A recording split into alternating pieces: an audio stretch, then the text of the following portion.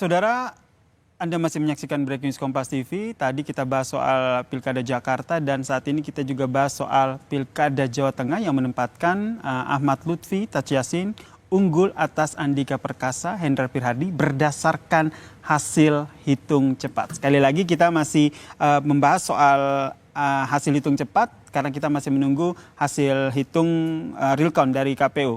Mas Adit, kalau Mas Adit melihatnya kalau di Jawa Tengah sendiri ini sudah terprediksi akan unggul dari di Jawa Tengah sendiri memang beberapa lembaga survei kan termasuk juga Kompas itu relatif seimbang pada sebulan terakhir ini ya. Bahkan yang saya perhatikan, saya juga kemarin sempat ada melakukan survei tersebut gitu ya. Memang hasilnya cukup tipis gitu ya. Untuk mengatakan kemenangan di Lutfi gitu ya. Tapi pada dasarnya yang menarik itu adalah ketika Pak Jokowi hadir dan ikut berkampanye dan kemudian ada beberapa teman lembaga survei merilis itu ada kenaikan yang berbeda secara signifikan.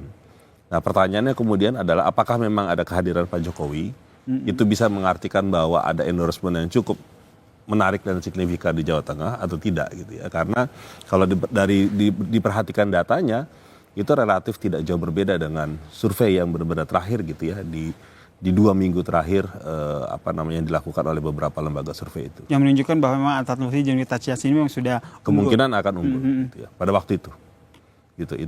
Itu menurut saya menjadi penting untuk melihat di hari terakhirnya. Oke. Ini yang kita yang masih kita bahas tidak hanya endorsement dari Presiden Joko Widodo begitu, tapi komentar dari Ketua Umum PDI Perjuangan Megawati Soekarnoputri. Tapi usai jeda kita akan bahas lagi terkait dengan Pilkada Jawa Tengah. Tetaplah bersama kami di Breaking News Kompas.